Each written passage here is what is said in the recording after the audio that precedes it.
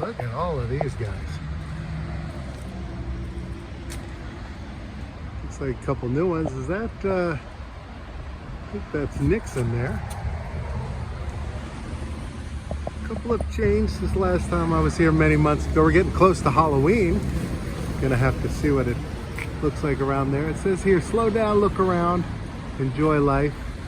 I know the owner said that he put them here because so many cars would come so fast around the corner.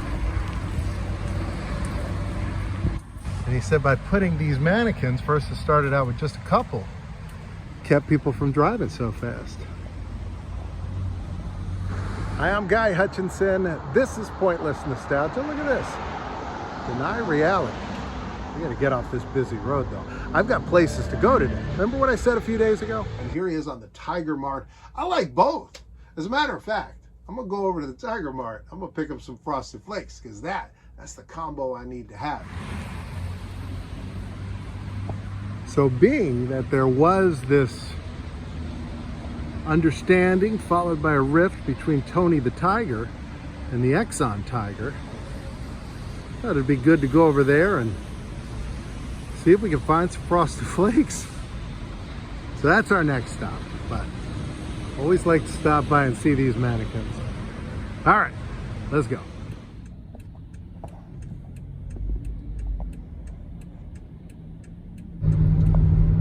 I want you guys to see this big rock.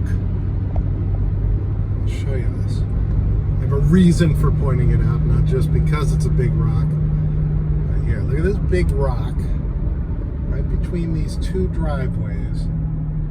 I believe that big rock is there because the owner of the one house doesn't want the other owner backing up into his driveway to turn around and get on the highway. That's my guess. Put a big rock there.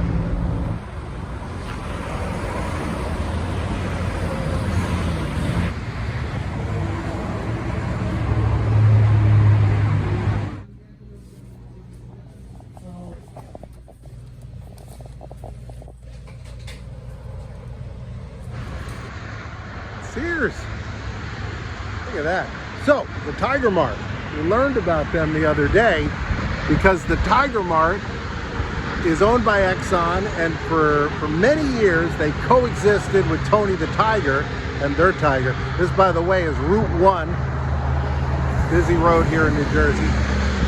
But you can get your Frosted Flakes right there at the Tiger Mart.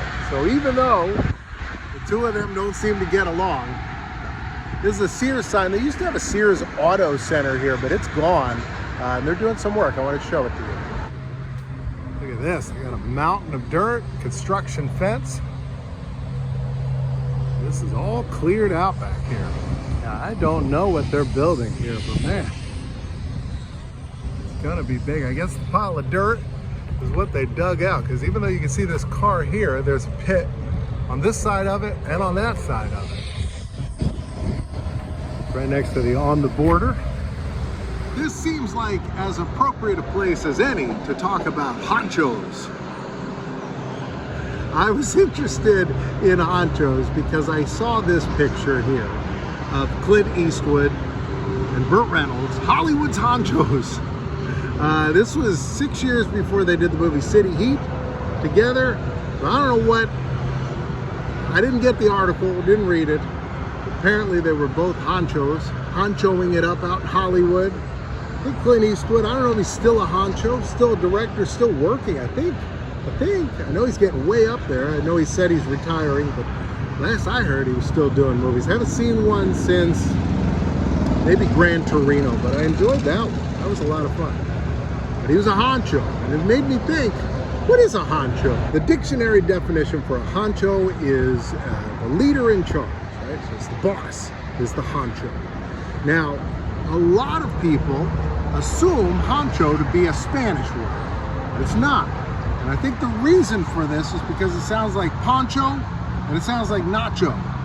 But it is not a Spanish word. In Spanish, Spanish word for honcho is honcho, and it means exactly the same thing here because they got it from America and we got it from Japan. After World War II, honcho, which is a Japanese word, became an American word for a leader. It means essentially the same thing in Japanese. It means the leader of the squad, leader of the group, the honcho. Now I know what you're thinking. God, there's got to be more to honchos. It's just Burt Reynolds and Clint Eastwood. Yes, there is. There was the Jeep Honcho. I just learned about the Jeep Honcho. The Jeep Honcho was a 4x4. It was a package, a specific special edition of this Jeep. I think there were only 1,300 of them made. So it's a very rare honcho. And this honcho you've seen because it was in the movie Twister. Take a look. See that? I think Philip Seymour Hoffman drove this in the movie Twister. I haven't seen Twister in a couple decades, but when I did, I remember the honcho. Look at that honcho. What a honcho. Here's one from 1983. They're saying it's super rare because they only made 1,300 of them. I don't think the honcho was in big demand, but as anything else becomes collectible, less and less honchos on the road. People driving around, you're not likely to see a honcho. You could watch all day. No honchos drive by. Now I always hear it said head honcho. This is the head honcho. Well, head honcho was a software program that existed for a while. It was a series of fonts so you could make your stuff look like it's the 40s or 50s. Look at this thing. I don't quite understand. I don't know the connection, but it's the only software I could find named Honcho. I found one video game that had a character that said they were the head honcho, but that's it. There's no video game. Commodore 64, all the games they made, no game called How to Be a Head Honcho. I'm surprised. Finally, I leave you with the honcho mug. Again, it's got the sombrero because people thought honcho, like poncho, is Spanish, but it is not. So now you've learned something. You got to visit the Tiger Mart, said goodbye to a Sears sign. And right now, a box is going to pop up here and one over here. Choose either one. So I'll be back tomorrow at 2 o'clock with something new for all you honchos out there. Keep honchoing.